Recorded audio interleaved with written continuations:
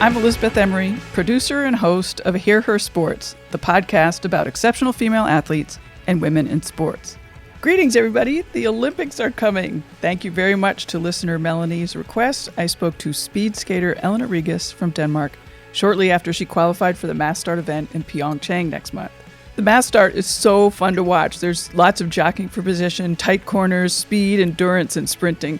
It's quite a bit like the criterium in cycling or some of the track cycling events. Anyway, Elena talks about much of this. She also offers some advice on how to watch and what to look for while she's racing. Elena's introduction to speed skating was inline skating. It's like rollerblading, but really fancy. We talk about her start, some specifics of that sport, and differences between skating on the road and on the ice. To find more details and see a picture of the dryland training she describes, go to podcast page on hearhersports.com. Elena travels quite a bit. When we spoke, she was in San Francisco and starts off talking about what she's doing there. So here she is. I was visiting my brother for a few days, who lives here in San Francisco. And so he went to celebrate Christmas with his wife's family in Australia. So they left us. And I'm just here with my boyfriend, and we're biking, doing weights, doing a little off skate. Just getting some sun, and yeah. Nice. One of the things that I noticed in the bio that you sent me is that your entire family skated, and it sounded like that started because your grandparents started skating. Is that true? Yeah, they started, and then, everyone started. And how did they start? And how old were they? I'm actually not sure how they started. I think that it was one of their friends, because they were really active. They're probably about 50 years, like in their 50s, something like that, when they started. And they were already in a running club. And I think it was one of their friends there that told them about speed skating or roller skating. They just, I don't know, went to a training, and then they brought all of us. I think that's awesome. Yeah. And you're talking about roller skating, but fancy roller skating. I'm imagining those inline skates with fancy wheels and stuff. Is that true? Yeah. When they started, it was, I think, 5 wheels inline. And now they were really small wheels at that time. So now it's just gotten bigger and bigger. And the bigger the wheels, the less that we have. We went up to 4, and then now it's 3. And they're really huge. Oh, my goodness. So people are always amazed with how they look. It's like 125 millimeters. I think it's the diameter. They're really huge. Yeah. So tell me what it feels like differently to skate on ice versus on the road at that kind of speed. I mean, I think probably on the road you can do anything you want technique wise, because you have a wheel, and then it grips no matter how you position your foot and what kind of push that you have. But on the ice we have only 2 edges, so you have to skate really technically well to skate fast as well. And I think that's what I've struggled with a lot in the transition from inline to ice. So the technique is really, really different, and you have to be a lot better at it than I was on inline. That's funny. And you didn't like ice skating when you first started? No, my mom loves telling the story. She'll tell it to anyone who will listen. When I first tried to ice skate, I was like, I wasn't good because it was the first time, and I was really young, or not really young, but I was young and stubborn. So I said, I hate this shit. I never ever want to do it again. Because the guys I was usually training with, they're a lot faster, and obviously I didn't like that. So like, no. And so it sounds like you're still having to work a lot on technique. So how do you do that? Usually just videotaping of me skating during training. So my coach will videotape like a straight, and then we'll look at it together and say, this is wrong. Try to do a little bit more like this. Usually he says to me, just wait. Because you have to wait a lot on skating. You have to stay on one foot, then wait for the push of your kind of body weight. It's really technical, but wait for that push so you feel there's a lot of pressure on that one leg, because that's where you get the most speed. Can you mimic it on the road? You know, like in the inline skates? You can, but I'm also really, really terrible at that. You'll just go a lot slower, which we're not used to an inline. And you'll the wheels that we have, they'll get worn down really quick. Oh, okay. So that can get a little expensive. Right. When we train on inline, we do have some trainings where we focus a lot on the ice technique. Then we have some trainings, the faster ones, where we'll do sprints and stuff. Then we'll just go back to the inline technique. Right. So talk a little bit more about the technique that you're trying to improve, because I think that's sort of interesting about that it's hard for you, and I don't know, I'd like to hear more about that. It's mainly the straights, because we come from inline and the corners are a little bit sharper on the inline tracks. So we're really good at corners and don't have to work that much on those. So we focus mainly on the straights and to improve that. And this year, I think my coach has been a lot more focused on that. So the first few weeks we went on ice, we just did really slow and technical trainings and really worked a lot on that straight and videotaped it, looked at it, tried something new, videotaped that, and constantly trying to improve everything. But that was really intense those first few weeks. But then we've been working on it a little bit throughout the season. But now it's kind of my technique is what it is. Right. Yeah. Because there's so few months left. But it's really, really improved from just doing that the past or this year. Really, really working on the straights. It's improved a lot. And not only my coach tells me that, other people told me, so I think that's kind of reassuring. Yeah, that's great. I think videotaping is so helpful, seeing yourself, because you can sort of pretend that you're doing it great, and then you see yourself and you're like, oh geez. Yeah. Yeah. Who's your coach? It's my cousin, so it's my my mom's sister's son. Mm-hmm. He's been coaching me basically most of my skating career, both on inline and on ice. Mm-hmm. How did you guys all end up being so good? I mean, it seems remarkable that for one small town to have such success. I don't know.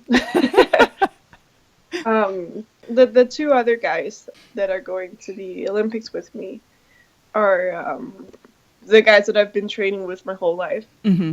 I guess we're just the three people that no, I know there are a lot more people that went all in, but the three who succeeded this year.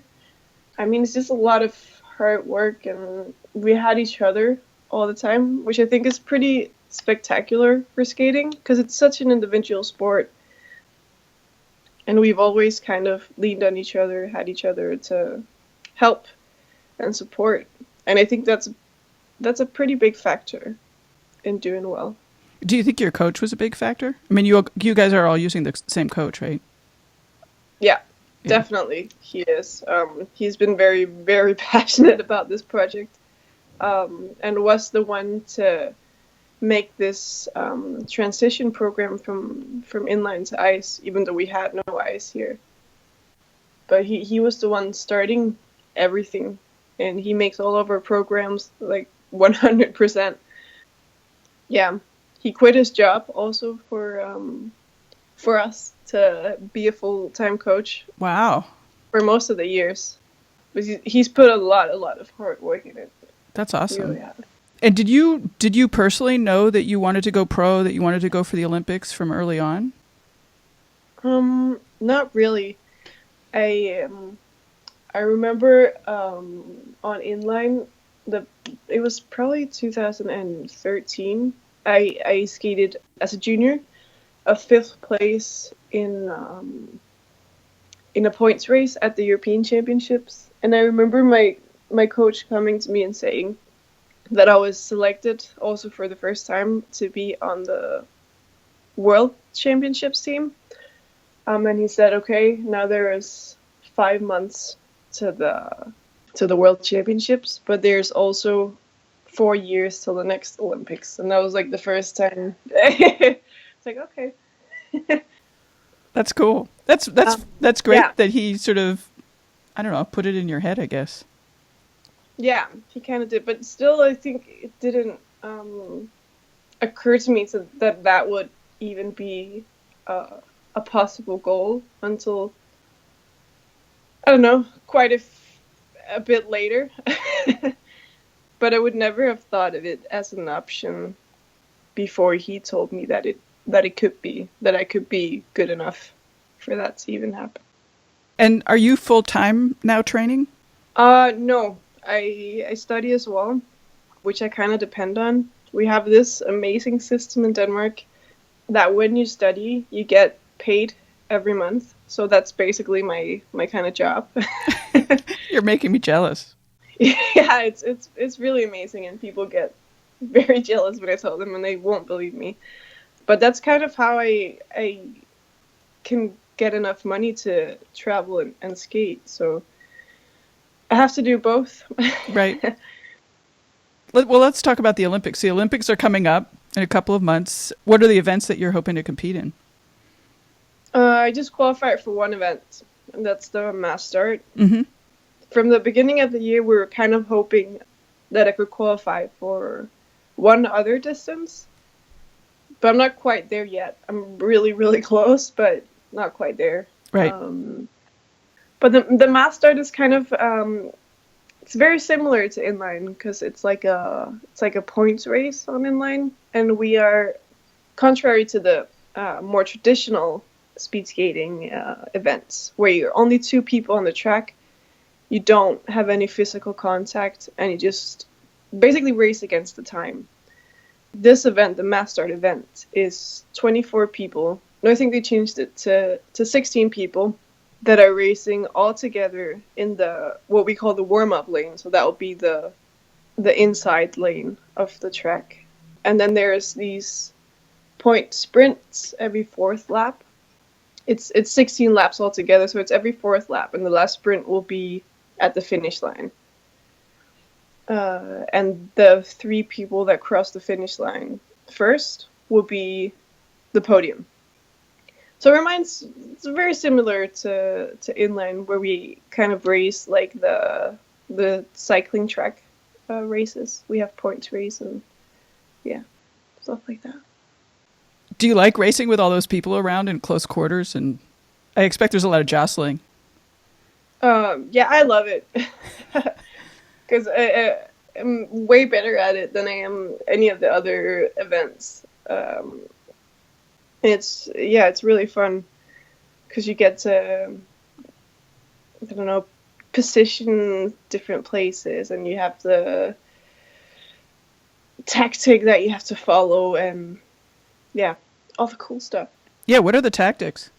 So if you go for one of the points or the intermediate sprint, then you'll be in the top 10 usually.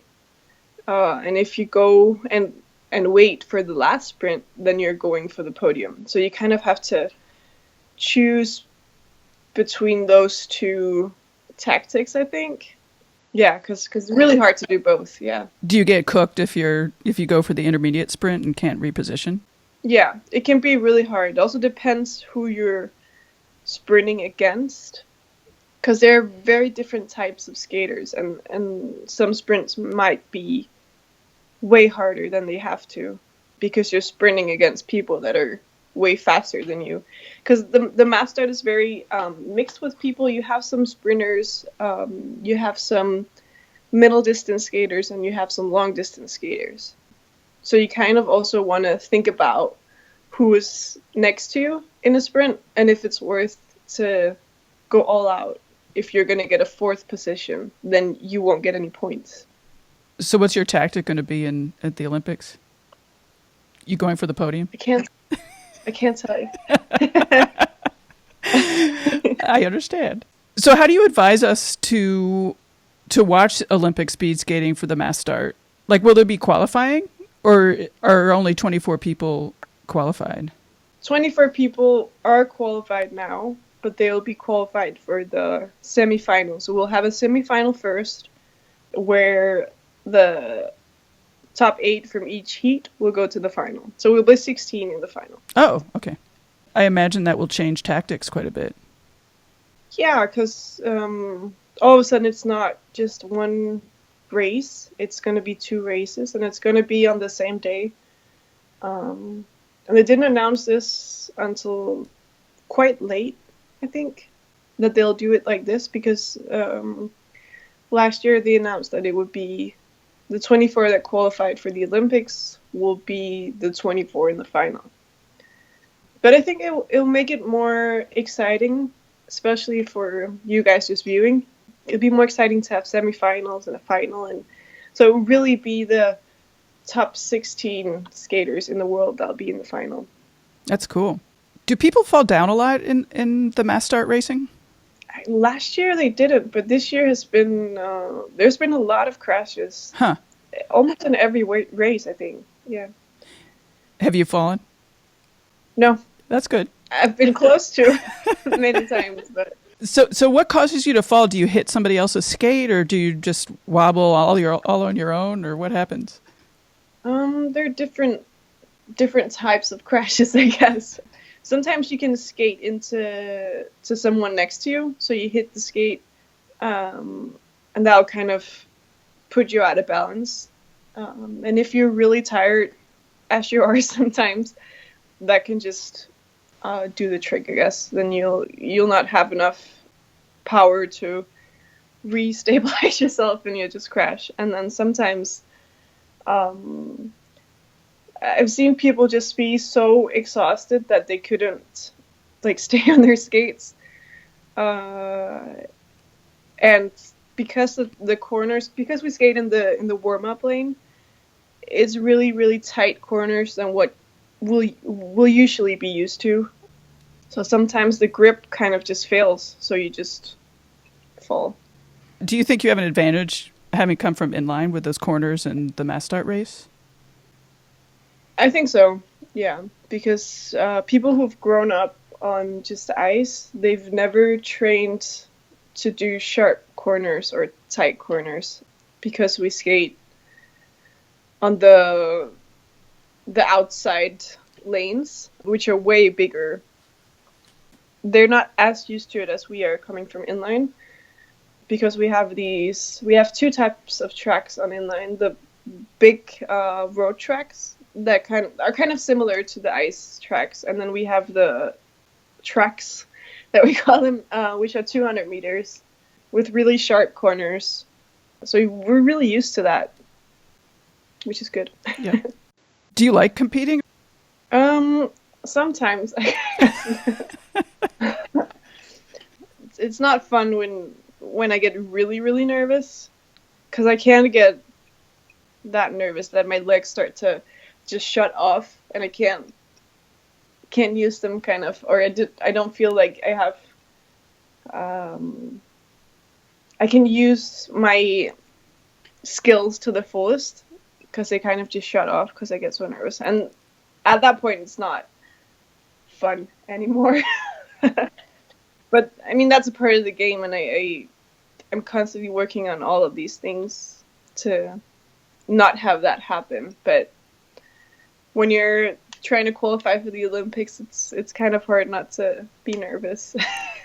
Yeah, I saw you in the qualifying race. I found it online, and you looked really calm, actually. Yeah, I look really... People always tell me that I look really calm, but I'm not. Well, that's good. I mean, you also looked really, really good at positioning yourself in the pack, I'll have to say. Yeah, that's one of the things that I've brought from inline, which are one of the best things, probably. Because what's important on the mass start event is that you really are able to relax. So you have that extra punch when you decide to go for a sprint. Whether it's the intermediate ones or the final sprint, you really need to gather a lot of power, yeah. Have you thought about doing the short track racing? I've tried it. Not super super great. it's it's way harder on the legs because you have so much, because of the tight corners. You have so much pressure on your legs, and you have to be even better technically, which I'm not. But I have thought about it because it would be definitely be easier to do that in Denmark because we have the rinks for it, or Oh, we have the hockey rinks, which are the same ones basically. So that would be easier, but I like long track more. yeah. So the long track rinks are bigger than a hockey rink? Yeah, yeah, they're like the track and fields track. It would be the same size, so it's 400 meters. Oh, that's big. Yeah. Okay, so it's the Olympics in a few months. So what's it like, having qualified, and do you feel a little bit relieved from some of the pressure now that you're qualified? A little bit, but it's still. I feel like it hasn't occurred to me that I'm qualified. Kind of waiting for that reaction to happen. But I think I'll get there next month. We'll meet with the sports National Sports Federation of Denmark, and they'll give us all our clothes, and we'll take pictures and all that stuff. So I hope that then it will occur to me that I'm actually going. Um, That's yeah, great. because right now it's super weird. I mean, do you think that it's important to know that you're going to the Olympics, or do you want to sort of forget that it's the Olympic? Like, how does it being the Olympics affect sort of your mental state? I think I would rather feel like I do now, that it hasn't really occurred to me. Yeah, I guess you just gotta think of it as any other race. Of course, it's important, but I think that it will help a lot with not being as nervous, and helping with focusing more on the race, on the tactics, and all that stuff instead of focusing on, wow, it's Olympics, and I guess I can do that after the race. Right, right. I mean, yeah, I mean, you could really, as an Olympic athlete, could really do themselves a disservice by focusing on the Olympic aspect of it. Yeah. You have 2 more months. What are you going to be doing for the next 2 months? I'll be here in California a few more days, and then I'll go back for Christmas. But I'll only be home for about, I think it's 4 days. Uh, yeah, it must be 4 days. And then I'm going to South Germany to skate. And usually what we do is we have, because we don't have any ice in Denmark, we have 10 days at home and then 10 days on ice somewhere in Europe. It'll be a little less days at home this time, but so I'll have 2 times or 2 blocks of ice in January. We'll be home between those two. And then we're going I think the 7th of February. We're leaving for the Olympics. But actually, it will be 2 different cities because in Pyeongchang they have all the ski sports, or alpine sports, I guess you call it. And okay, I don't know how to say this correctly, Gangneung we'll have all the ice stuff, so curling and hockey and all that stuff, short track, long track, yeah. And the cities are, I think, 1 hour apart. And how important is it going to be for you to get on the very specific ice of the Olympic races? Not super important. I was there for the World Championships last year. And it's a really good ice. It's really, it's a fast ice, which doesn't really matter for us because we're not skating against time. We're skating against, each other. But the one thing I'm a little concerned about is that the corners aren't as tight as they are on other tracks, which is usually to my advantage that they're tight. So when they're not, everyone else gets a little bit better at handling the corners. It gets a little bit easier for everyone. Whereas in Canada, the corners were really tight and people were really struggling, where I felt a little bit more comfortable than everyone else, I think, which was nice. What makes ice fast? Yeah, it's a really stupid thing to say, I guess, that ice is fast. Because it's not the ice that gets faster, it's the air. There's less air. For example, when there's altitude, there's less air, so there's less air resistance, and you skate faster. If it rains, I'm not sure, but something about the pressure of the air. So there's, again, less air. Yeah, and then there are these little factors as how thick or thin the ice is. We want the ice thinner for it to be faster. And yeah, we just want the ice to be really smooth. And you notice all that as soon as you get on the ice? Like, you're like, wow, this is fast ice? I don't notice it, I guess, physically. Because to me, ice is ice. I guess but I know some of the skaters that have been on ice their whole lives. They feel it. They say they feel it a little bit more, but I just see it on my times. That's the only way I know if it's a fast or slow ice. Are you good with speed, or does it freak you out? I mean, how fast are you guys going? I think we are going probably 60, but that's in kilometers per hour. So it's pretty fast. I don't think anyone gets scared from the speed. Okay. Do you get scared on the speed on the asphalt? Are you guys you're going faster, right? No, on ice. It's faster on ice, way faster. Okay. But I never get scared because, like, when I generate the speed myself, I don't really get scared. But we train a lot on bikes, for example. And if we're going down a mountain, I can get a little scared because it's not me generating the speed. It's the mountain. So it's a little less in my control, I guess. Talk about a little bit about your training, not necessarily for the next 2 months, but in general, like, what do you guys focus on and things like that? Yeah, so the majority of our training is actually biking. Oh. Yeah, because the thing with ice is that you can't be on it too long because you'll just wear yourself out completely. It's really hard to be on ice because you have to be in position all the time. Oh, that crouched position, you mean? Yeah, which is really hard on the legs. So you can't be on ice for a really long time, but you can on the bike.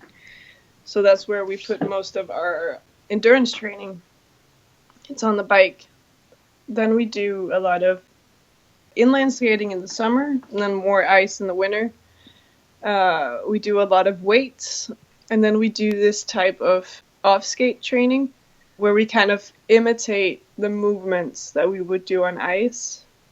So when we don't have ice, it's good to use that to still use the same muscles. So that's what I'm doing here in San Francisco, to still train the muscles that I use on ice so I don't get that shock when I come back on the ice. Right. So what kind of exercises is the off-skate training? So we'll stay in our position, and then we'll typically do some kind of jumps, or I would do more jumps because I don't do well with the what would you call it? Kind of stabilizing exercises where you just stand in the position for a few minutes. My body don't respond that well to that, so I'll do more jumps and sprinting, all this kind of stuff. That's more explosive. Yeah. And you're going to a gym for that?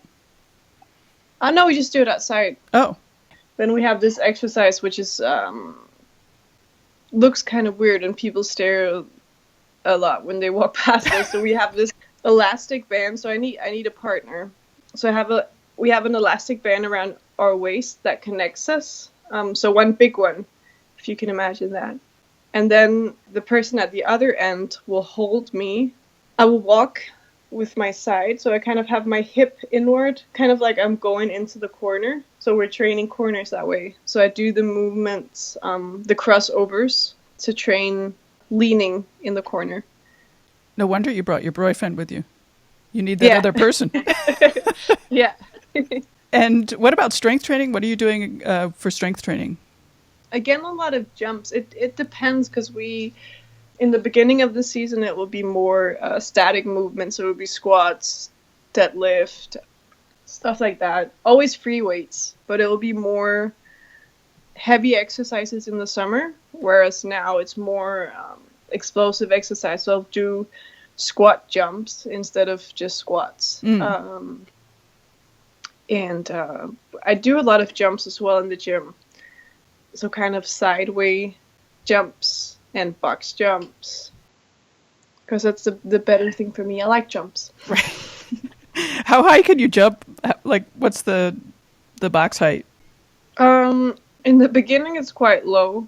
But I usually be able to jump a little bit higher than my belly button. Oh, that's high. Yeah. But I'm not super explosive, so. Right. And do people stare at you thinking like, wow, she can jump high or something? Sometimes they do. I've had some people, not here, but ask me if I was a weightlifter, a professional weightlifter, which is kind of funny because I have really, really tiny arms. We all of skaters do. So I find that kind of funny because I have a really tiny upper body and then huge legs. Like cyclists and all of us strange lower body people. And what about in the summer? What kind of training are you doing in the summer, and do you take any time off?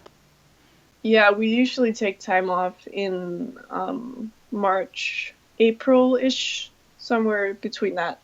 Just not completely off, but then I'll just go off a program. So I kind of just train whatever I feel like, which I'm actually doing now as well.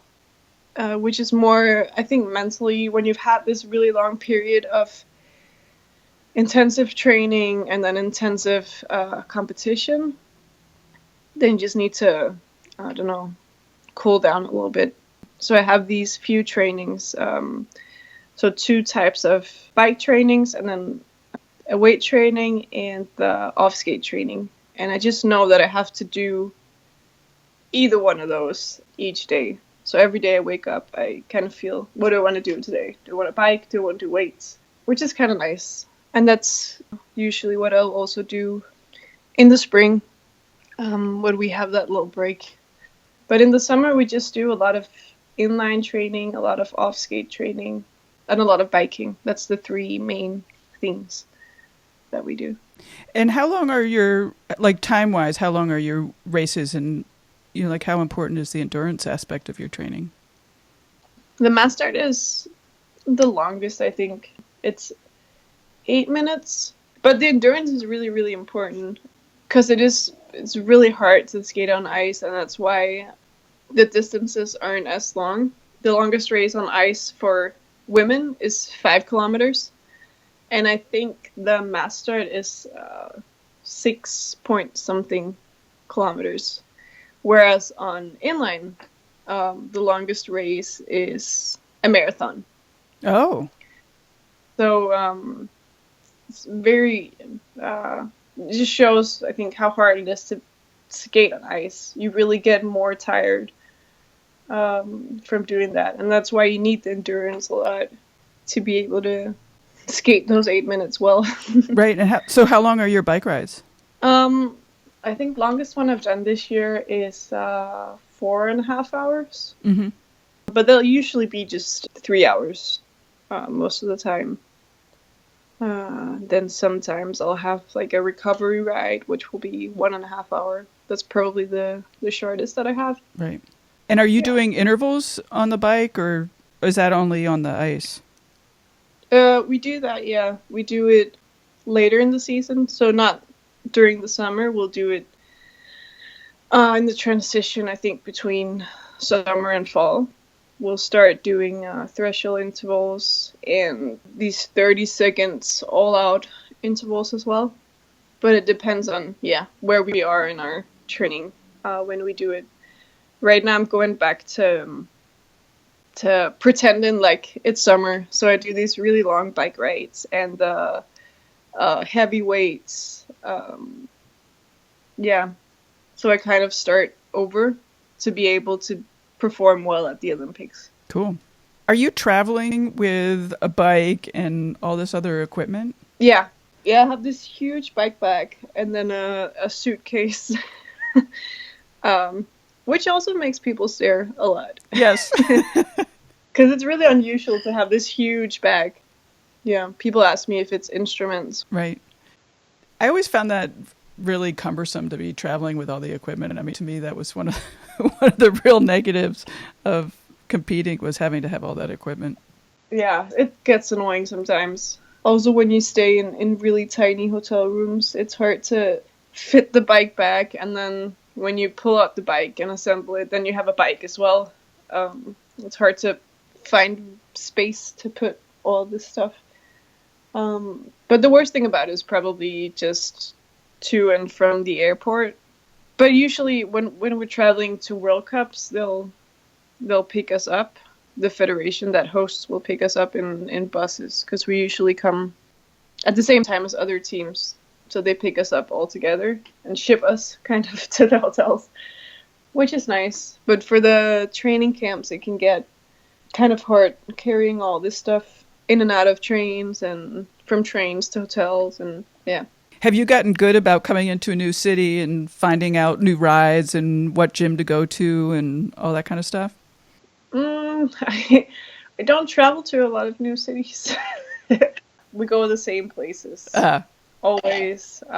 Usually when we go to places with ice rinks, the gym will be inside the rink, so it will be that's kind of nice. So it's easy that way. Everything is at the same place. How is your nutrition, and do you think about that a lot? Do you think about what you're eating? A little bit. I did it a lot more a few years back, but I kind of drove me crazy to always think about how many calories is in this and how much sugar and all that stuff. So I've kind of right now the days that I train a little bit less intensive, I will eat a little bit less as well. And the days where I really need the energy, where I have really hard trainings, I'll eat a little bit more. And that's kind of the main thing that I think about. I don't eat a lot of cake or sugar or fat anyway. But if I'm at like a Christmas Eve or at a relative's birthday party or something like that, I'll eat cake. It's not like I won't do that at all, because it'll just drive me crazy not to be able to have a little bit fun. Right. What's your favorite breakfast? I'll usually just have oatmeal, which I have in front of me right now, actually. I think that's also just my favorite breakfast. I eat it every single day. Yeah, me too. It's really good. It is good. Do you add stuff to it? Yeah. Right now I have some chia seeds and almonds and a few raspberries. So very nice. Yeah. And what's your favorite recovery snack or meal? I don't eat a lot of those. Probably just bananas. Very good. Well, I think it's exciting that you're going to the Olympics. I'm hoping that you're excited too, even though it hasn't sunk in yet. Yeah, really excited. I am. Well, thank you very much and good luck. And I'm really excited to watch you. Thank you. Yep. Talk to you soon. Bye-bye. Yeah. See you. Bye. Thanks for listening. If you like this episode, please tell your pals about it. No, really, I mean right now. Send an email to one friend just to say these women are awesome. And also remember to sign up for the newsletter and get the link to a Spotify playlist of favorite workout songs of some of my guests. I'll be back in 2 weeks with another episode. Bye-bye.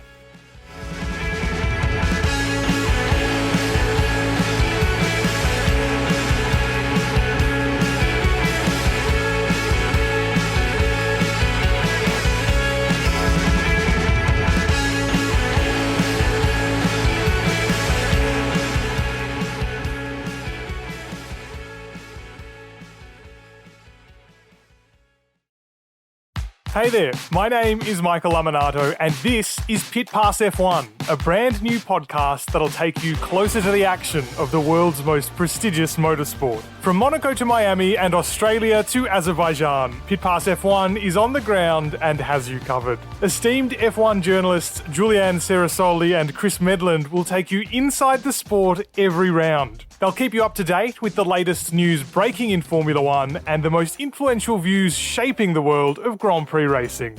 Every Friday, we'll be bringing you a track guide and race preview, and Chris and Ju will be in your feed every morning from Saturday through to Monday to keep you up to date on all the day's action on and off the track. So if you want to be in the know on the latest in Formula One, subscribe wherever you get your favourite podcasts and visit us at evergreenpodcasts.com. Pit Pass F1, a brand new show for Evergreen Podcasts.